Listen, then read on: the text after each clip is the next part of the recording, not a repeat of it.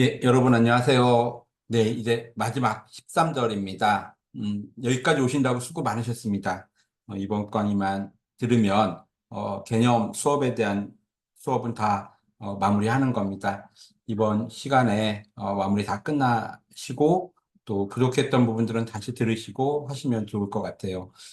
끝까지 잘 따라오시느라고 고생 많으셨습니다. 이제 시험도 얼마 안 남았고요. 이제 연구 방법론도 이제 끝나가고 있습니다. 물론 이제 뒤에 아마도 기출문제 풀이를 작년에 했던 강의를 이게 또 소개해 드릴 거예요. 기출문제를. 그래서 또 기출문제도 한번 풀어보시고 또 주관식도 풀어보시고 하셔야 되긴 하지만 그래도 이렇게 여러분들이 이제 13절까지 왔다는 건 한 번 다 교재를 보셨다는 거기 때문에 자신감을 좀 얻을 수 있었으면 좋겠습니다. 어떻게 자신감을 얻으셨는지 잘 모르겠어요. 그래도 도움이 좀 될 거라고 생각을 하고요. 또 혹시라도 궁금하신 거 있으면 언제든지 채팅방에 남겨주시고 또 여러분 끝날 때까지 시험 끝날 때까지 제가 계속 함께 할 거거든요. 채팅방에서도 함께 해드리고 또 나름대로 문제풀이반도 지금 준비하고 있거든요. 그래서 여러분이 올해 모두 다 합격하실 수 있도록 제가 노력을 하겠습니다. 여러분들도 지치지 마시고 조금만 더 공부해 주시면 좋을 것 같습니다. 그럼 오늘도 자료를 공유하도록 하겠습니다. 네, 오늘은 13절이고요. 13절은 연구의 최종 단계로서 연구 결과를 정리하고 보고서로 작성하는 단계입니다. 그래서 보고서를 어떻게 작성하느냐에 대한 부분과 또 중요하게 제시되는 연구 윤리, 시험에 많이 나오거든요. 연구 윤리를 또 다루고 저희가 또 다루지 않은 게 하나 있어요. 횡단 연구와 동단 연구라는 내용도 있는데 그 내용을 같이 살펴보도록 하겠습니다. 네, 자료 정리는 양적 자료의 처리입니다. 양적 연구와 질적 연구는 아시잖아요. 자료는 어떤 자기기입 설문조사나 면접조사를 통해 얻은 정보를 수량화해서 뭐를 한다? 네, 통계 분석을 하는 거죠. 그래서 원자료 편집, 부호화, 자료 입력, 정선 순으로 이루어집니다. 네, 그다음에 부호화라고 하는 것은 조사를 통해 수집된 정보를 분석이 가능한 범주들로 분류하는 과정으로요. 이렇게 컴퓨터 처리를 할 수 있도록 수치화하거나 텍스트로 바꾸는 작업을 이야기합니다. 그래서 예를 들면 뭐 결혼하셨습니까? 예, 아니요라고 나오면 여러분 설문지에 1, 2 이렇게 입력하시잖아요. 그런 걸 의미하고요. 또 코드북은 질문의 위치와 각각의 질문이 가질 수 있는 답변 항목 외에 부호를 부여하는지를 기록하는 겁니다. 예를 들면 뭐 서울, 경기도, 인천 뭐 이렇게 했다면 서울은 1번, 뭐 경기도는 2번 이런 식으로 그 항목에 대한 부호를 어떻게 했는지를 알 수 있는 거죠. 네, 펀칭은 수집된 정보의 자료 분석을 위해 컴퓨터에 입력하는 작업이고요. 자료 정선 혹은 데이터 클리닝, 입력 과정에서 발생하는 오류를 수정하는 이런 것들이 중요한 개념인데 뭐 이거 시험 문제 그렇게 나오지는 않아요. 그냥 여러분들이 알고 계시고 뭐 주관식으로 이게 코드북 펀칭 이런 거 나오지는 아마 않을 겁니다.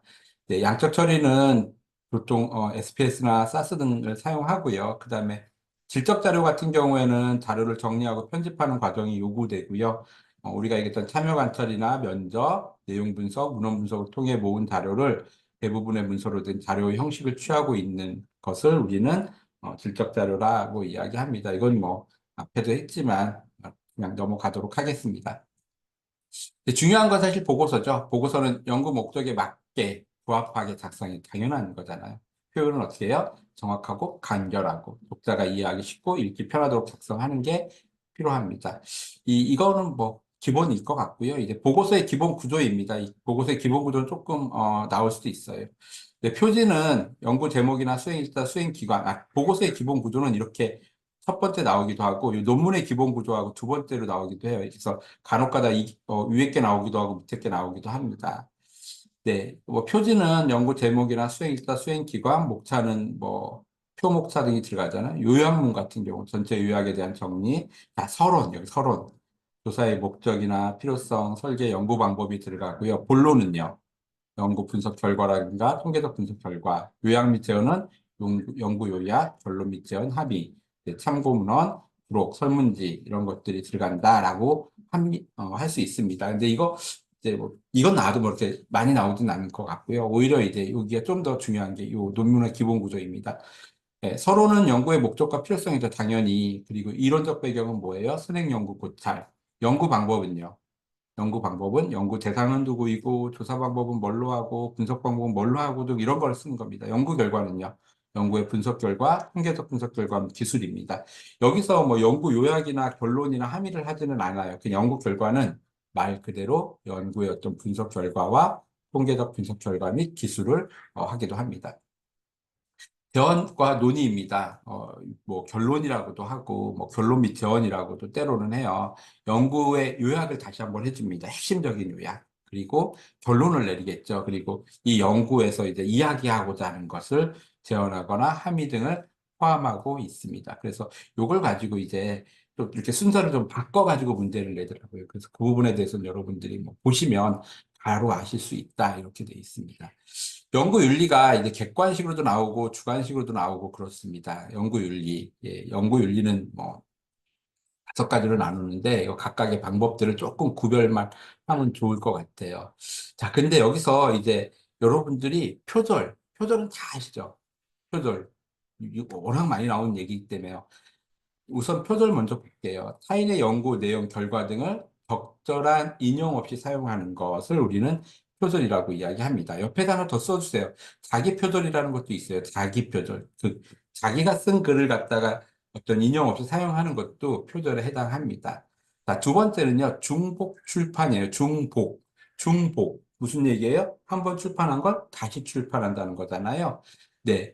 원래는 학술 연구나 이런 논문에서는 하나의 연구를 가지고 하나의 결과만을 이렇게 출판할 수 있어요. 근데 이걸 가지고 이렇게 막 그 출판하고 난 다음에 또 한 것처럼 하면 안 돼요. 그래서 뭐 그런 부분들을 이야기하는 겁니다. 그래서 연구 업적을 부풀릴 목적으로 어떻게 해요? 이미 출판되었던 자료를 새로운 것처럼 다시 출판하는 것. 다시 출판하는 것. 그럼 어떻게 돼요? 연구 결과가 그러면 한 번이 아니라 2개가 되겠죠. 그러면 연구 업적이 2개 업적이 되겠죠. 그렇기 때문에 연구 윤리에서는 그걸 하지 않습니다. 중복 출판을 얘기하고요. 그 다음에 부당한 논문 저자. 예, 부당한 논문 저자. 당연히 이거 뭔지 알겠죠? 정당한 이유 없이 논문 저자 자격을 부여하거나 부여하지 않거나 부여하는 걸 얘기합니다. 무슨 얘기냐면 논문을 내가 열심히 썼어요. 그리고 또 이제 우선 저는 이렇게 얘기할게요. 내가 논문을 하나도 기여하지 않았어요. 그런데 우리 가끔 보면 이렇게 뭐 장관 아들들 이렇게 이제 뭐 해가지고 이렇게 한 번 하나도 참여하지 않았는데 너는 참여한 걸로 이름 올려줄게 그래서 올린 걸 가지고 대학에 이렇게 내잖아요. 네, 이것도 사실은 부당한 논문 저자이고요. 또 하나는 뭐냐면 빼는 겁니다. 예를 들면 이 논문 같은 경우는 한 사람이 내면 100점을 받아요. 근데 2사람이 하면요. 50점을 받겠죠. 3사람이 하면 뭐 30점을 받는다. 이렇게 가정할 수 있어요. 그런데 어, 2사람이 같이 했어요. 그래서 대학원생, 뭐, 예를 들어 어떤 교수님이 대학원생들을 데리고 막 했어요. 그런데, 야, 너는 빠져. 이렇게 하는 겁니다. 열심히 연구에 참여했는데 제외해버리면 어떻게 되나요? 부여하지 않는 거죠. 그러면, 그런 것을 우리는 부당한 논문 저자다라고 이야기를 합니다. 그래서 요 3개는 여러분들 딱 보시면, 아, 간만 봐도 알 수 있어요. 그런데 문제 나오는 건 사실 요 2가지입니다.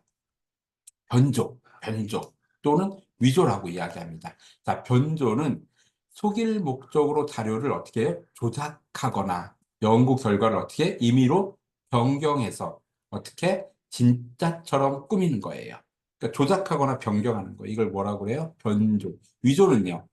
존재하지 않는 데이터 연구 결과 등을 허위로 만들어. 그러니까 어떤 자료가 있는 것을 변경하는 것은 변조, 허위로 만드는 것을 위조라고 이야기합니다. 그래서 이렇게 2가지가 이제 조금 더 이렇게 좀 약간 헷갈린 거 이럴 수 있고요. 시험에서도 이게 자주 나온다라고 보시면 될 것 같아요. 여기까지가 연구 윤리이고요. 이제 또 하나 이제 횡단 연구와 종단 연구라는 게 나와요. 예, 이거는 원래는 맨 앞에 다뤄야 되는데 앞에 분량이 워낙 많다 보니까 처음서부터 이렇게 막 어려운 단어들을 쓰면 여러분들이 좀 복잡하실 것 같아서 맨 마지막으로 밀어놨습니다. 자, 횡단 연구라는 건 한 시점의 연구 대상을 동시에 표집해서 비교하는 연구 방법입니다. 연구 대상을 한 번에. 예, 자, 종단적 연구는 뭘까요? 그럼 종단적 연구는 연구 대상을 오랫동안 반복적으로 관찰하고 수집해서 이를 분석하는 결과를 얻는 것. 이건 어떻게 하는 거예요? 한 번 조사한 다음에 어떻게 시간이 지난 다음에 또 조사하고 시간이 지난 다음에 또 조사하는 거예요. 그러니까 쭉 살펴볼 수 있겠죠. 그래서 횡단과 동단이라는 것은 횡단은 한 번 연구 끝낸다. 동단은 반복해서 관찰한다라고 하는 거고 횡단적 연구와 동단 연구의 주관 그 단어가 나올 때 여러분이 쓰실 수 있어야 된다라고 하는 겁니다. 자, 장단점입니다. 아무래도 한 번 하니까 시간과 노력, 비용이 적게 들겠죠. 연구 기간도 어때요? 짧아서 연구 탈락할 가능성도 적고 그다음에 표본 대표성의 문제도 적습니다. 그렇죠? 근데 동일한 역사적, 문화적 영향으로 동일한 연구를 수행할 수 있고요. 발달적 경향을 정확하게 파악하기 어렵다는 게 있습니다. 또 대표성 있는 표집 선정이 어렵다는 것도 좀 있다고 합니다.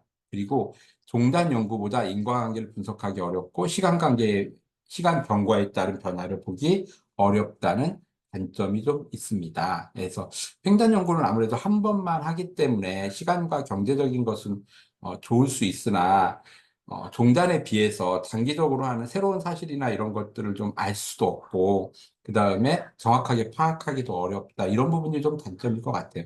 반대로 뒤집으면 종단적 연구 같은 경우는 오랜 기간 수행하기 때문에 시간과 비용 노력이 많이 소요되죠. 그리고 장시간 연구 수행하다 보면 연구 탈락자가 어떻게 돼요? 연구에 참여하는 사람들이 어떻게 돼요? 탈락하는 거죠. 연구에 탈락자가 발생합니다. 사망이나 이사 등으로. 또 같은 항목을 계속 반복적으로 측정해요. 그럼 어때요? 옛날에 측정했던 게 기억나면 우리 그런 것들을 연습 효과가 발생할 수 있고 오랜 시간 측정함으로 역사적이고 문화적인 영향을 받을 수 있습니다. 뭐냐면은 종단연구 연구, 예를 들어 청소년의 시민성을 연구한다고 가정해 볼게요. 근데 이렇게 시민성이 이렇게 쭉 몇 년 동안 쭉 조사를 했는데 갑자기 어느 연도에 확 뛰었어요. 그때 봤더니 예를 들면 우리 과거에 촛불 집회 청소년들이 나갔던 때 있잖아요. 그럴 때 이렇게 나가서 촛불 집회를 했을 때 어때요? 아무래도 시민성이 올라가겠죠. 이제 그런 역사적인, 문화적인 영향을 받을 수 있다라고 합니다. 그래서 종단 연구와 횡단 연구의 주관식과 장단점을 좀 구분해서 쓸 수 있어야 된다라고 하는 거고요. 근데 더 중요한 건 사실 좀 외워야 될 건 뒤에 있습니다. 종단적 연구의 종류가 세 가지가 있어요. 세 가지. 첫 번째는 추세 연구라고 합니다. 추세. 네, 두 번째는 코호트 연구라고 합니다. 코호트. 세 번째는요, 패널 연구라고 이야기합니다. 네, 근데 여기서 여러분들이 가장 많이 들어보셨다는 단어는 패널이겠죠. 패널. 자, 이렇게 설명을 드릴 수 있어요. 계속 반복적으로 측정하는데 연구 대상자가 어떻게 바뀌는지에 따라서 분류를 하는 겁니다. 예를 들어 볼게요. 패널은요, 자, 동그라미 있어요. 동일한 모집단, 동일한 표본을, 동일한 모집단, 동일한 표본을 몇 번, 두 번 이상의 시점에서 반복적으로 추적 조사하는 겁니다. 개인이나 집단, 조직 등은 시간적 간격을 두고 계속 조사하는 거예요. 예를 들면 이겁니다. 어, 100명을 선정했어요. 청소년 100명을. 자, 그러면 21년에 100명을 조사했어요. 2011년에 100명을 똑같이, 누가요? 이 참여했던 100명에게 똑같은 설문지를 하는 겁니다. 2012년에도요. 이 대상에게 똑같이. 그러니까 동일한 표본을 계속 반복적으로 하는 거죠. 이걸 뭐라고 그래요? 패널이라고 그럽니다. 그럼 앞에 거는요, 좀 달라요. 다른데 어떻게 다르냐 볼까요? 추세라고 해요. 같은 모집당을 대상으로 두 번 이선 시점에서 같은 방법으로 조사되며 매번 동그라미 치세요. 매번 여기 추출되는 표본은 어떻게 한다고요? 달라진대요. 어, 그럼 무슨 얘기예요? 이런 거예요. 자, 여기에서 나오는 게 여성의 치마 길이입니다. 예를 들면 여성들은 왜 미니스커트를 입는가? 20대 젊은 여성들은 왜 미니스커트를 입는가라고 하는 거예요. 자, 그러면 패널은 어떻게 할까요? 10년마다 연구를 한다고 하면 20대 100명을 조사했어요. 자, 똑같은 사람들을 연구해야 되잖아요. 그러니까 이 10년이 지났어요. 1980년대에 20대는 몇 대가 돼 있죠? 30대가 돼 있죠. 1990년에는요, 40대가 돼 있죠. 50년에는요, 60대가 돼 있죠. 그러면 패널은 그렇게 하는 거예요. 20대 했던 사람을 30대하고 40대하고 50대하고 60대. 근데 생각해 보세요. 50대, 60대 미니스커트 입나요? 안 입잖아요. 그래서 이거는 표본이 달라지는 거예요. 어떻게 하냐면 1970년대 대상하는 사람은 20대 여성이에요. 모집단은 20대 여성. 표본도 거기서 뽑죠. 자, 80년대는요. 20대 여성을 다시 뽑는 거예요.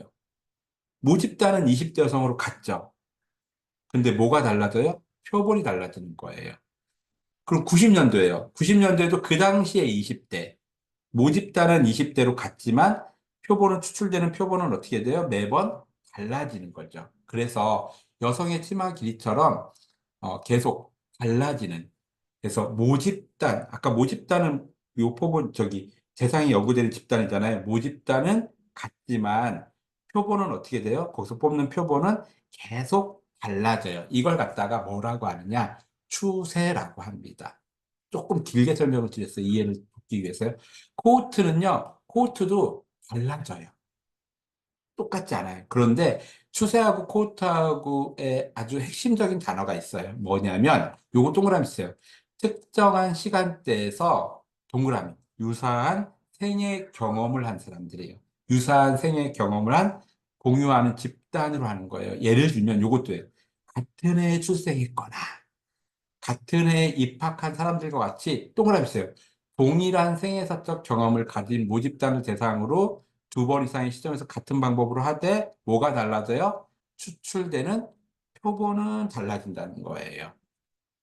코호트라는 단어가 주관식이든 객관식에 나올 때는 꼭 따라 나오는 단어가 있어요. 유사한 생애 경험, 동그라미 치세요. 그 다음에 같은 해에 출생했거나 같은 해 입학한, 요거 동그라미 치고 동일한 생애사적 경험, 동일한 생애, 요게 다른 단어예요.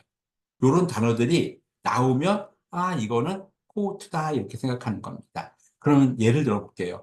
자, 제가 청소년 수련관에 근무하는 분들의 직무 만족도를 조사하고 있어요. 2000년대 청소년 수련관에 근무하는 전체 500명 중에 50명을 대상으로 연구를 했어요. 자, 표본을 뽑았죠. 자, 패널은 어떻게 되는 거예요? 이 50명을 2005년에 똑같이 따라가서 50명을 연구하는 게 패널이에요. 그죠? 2010년에는요, 또 50명.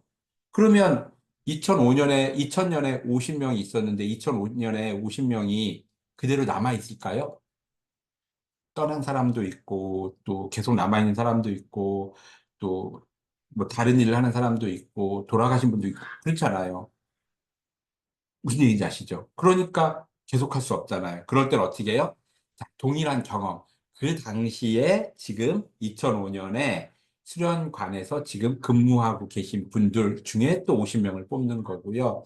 또 그 다음 연도에 또 50명. 그래서 첫 번째 연구에 포함되지 않은 50명 대상으로 연구를 하고 또 그 다음번에 또 포함되지 않은 50명 대상의 연구를 통해서 비교를 하는 겁니다. 그래서 동일한 유사한 생애사적 경험을 가진 분들을 대상으로 하는 거다라고 보시면 될 것 같습니다. 조금 이해가 되셨는지 모르겠어요. 그래서 추세 코호트 패널이 객관식으로 나올 수도 있고 주관식으로 나올 수 있습니다. 자, 이제 문제풀이 시간입니다. 네, 문제 한번 풀어보시고 오겠습니다.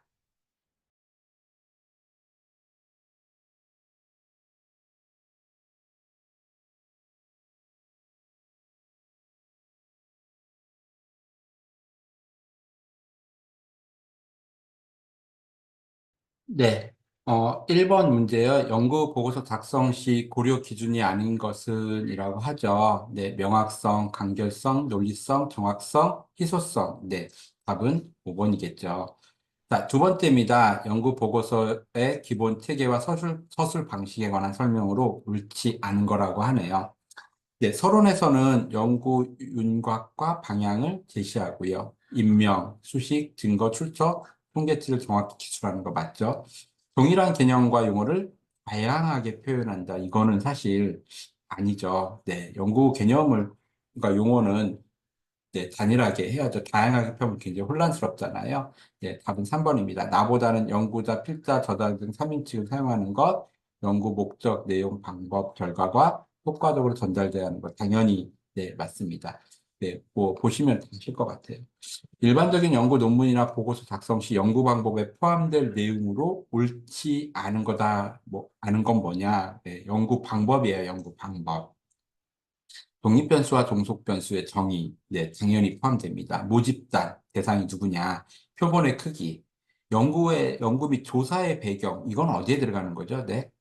네, 이건 서론에 들어가는 겁니다. 서론. 그러니까, 네, 연구 방법이라는 게 여기 핵심이었는데, 이것을 아마 놓쳤다면 좀 혼란스러웠을 수 있을 것 같습니다. 가설을 검증 통계 기법도 연구 방법에 들어간다 보시면 될 것 같아요. 네, 마찬가지예요. 일반적인 연구 논문이나 연구 보고서에 연구 방법의 요소에 포함되지 않는 것은이라고 했잖아요. 네, 그래서 대상의 선정 과정, 조사 도구, 실시 시기, 자료 분석 방법 다 맞죠. 그 다음에 분석 결과와 해석은 들어가지 않습니다.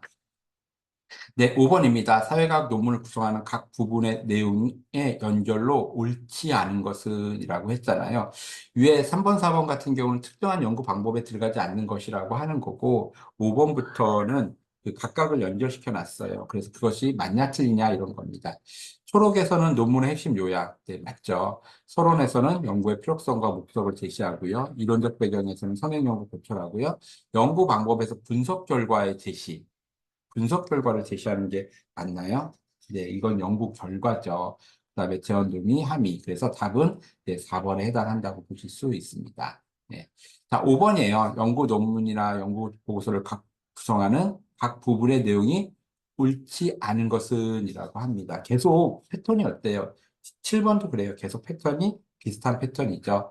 연구의 필요성과 목적, 연구의 내용에 핵심 요약, 연구의 내용의 핵심 요약. 네, 이거 핵심 요약은 사실 결론에 들어가는 거죠. 연구 방법, 연구 결과, 논의 이런 것들이 들어갑니다.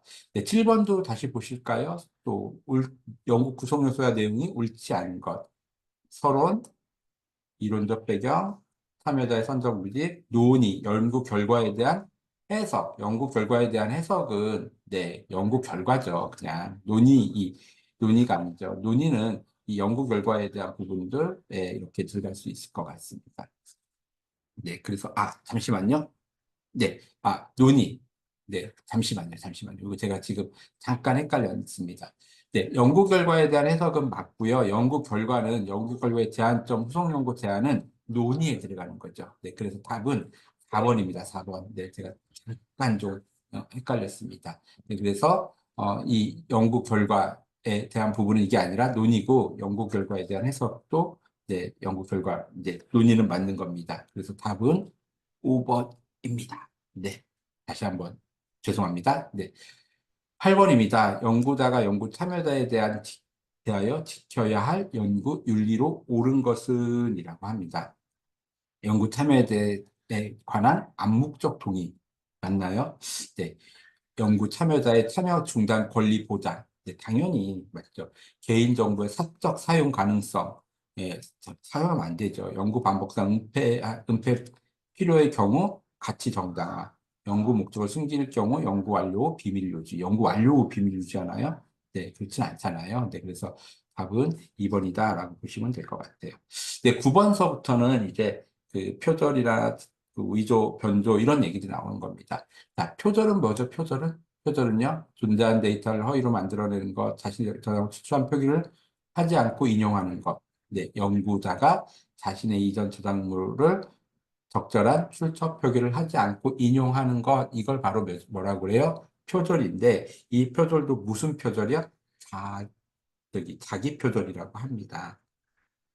네, 허위를 만들어내는 거나 쪼개 출판하는 거나 임의로 변경하는 거 다 해당하지 않습니다. 이게 주관식으로도 나왔어요. 연구 부정 행위 중 존재하지 않는 데이터, 연구 결과 등을 허위로 만들어내는 것, 뭐라고 그랬죠? 네, 위조라고 했습니다. 그리고 재료, 장비, 과정 등을 조작, 변형, 삭제함으로써 결과를 왜곡하는 행위를 뭐라고 그래요? 변조라고 했습니다. 그래서 위조와 변조에 해당한다고 볼 수 있습니다. 11번이에요. 11번. 없는 자료나 연구 결과를 허위로 만들어내는 연구행위, 부정행위 중 기억은 네, 뭐에 해당하는 거죠? 부정행위 중 허위로 만들어내는 것.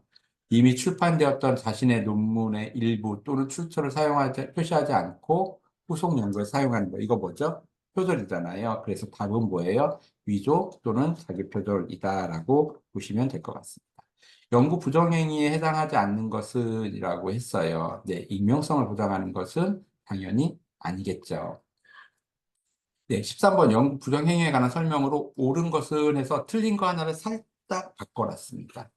옳은 것은 다 바꿔놨네요. 그래서 네, 자, 타인의 아이디어 연구 결과 등을, 네, 이거 뭐죠? 표절이네요, 표절. 그러니까 1번은 아니고요.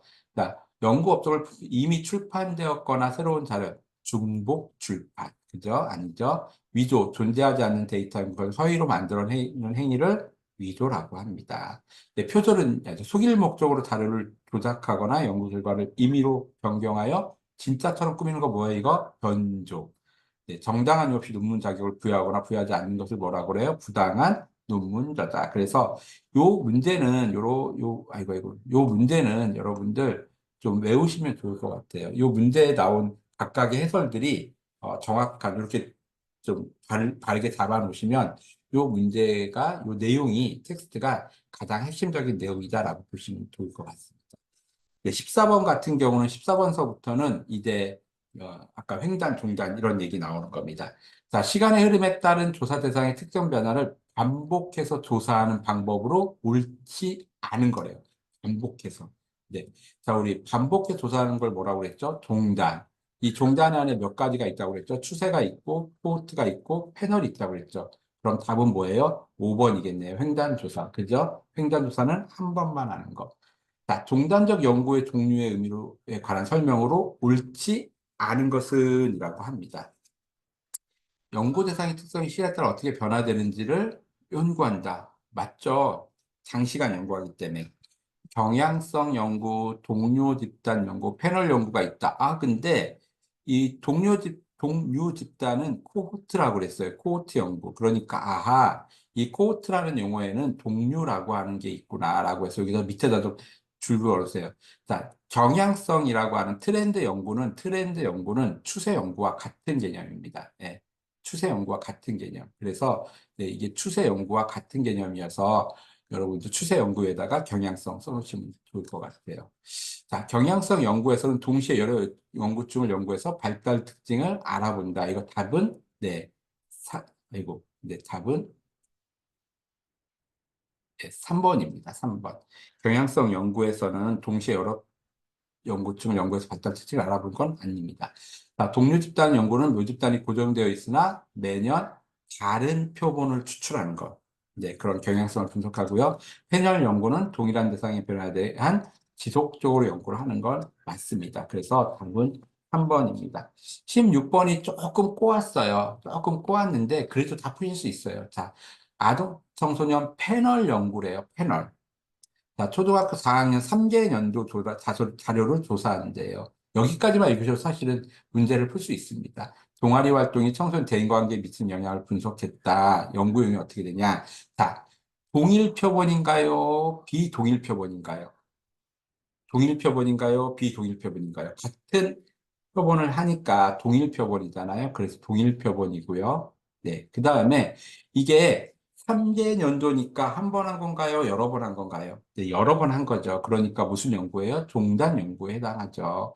자, 그리고 이 연구는 영양에 비치는 영향을 조사했기 때문에 질적 연구예요? 양적 연구예요?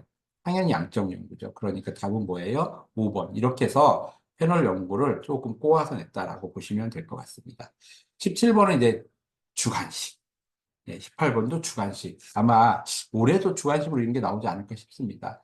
자, 동일 표본을 대상으로 2번 이상의 시점에서 반복 추적하는 조사는 반복.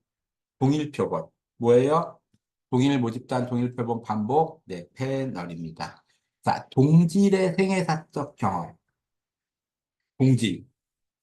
유사한 생애사적 경험을 지닌 집단으로 서로 다른 시점의 표본을 추출하여 다른 시점에 매번 추출하여 다른 2번 이상 수행되는 이거 종단 연구 중에서 뭐예요? 코호트 연구입니다. 코호트 연구. 그래서 여기까지가 여러분들 13절을 마쳤습니다.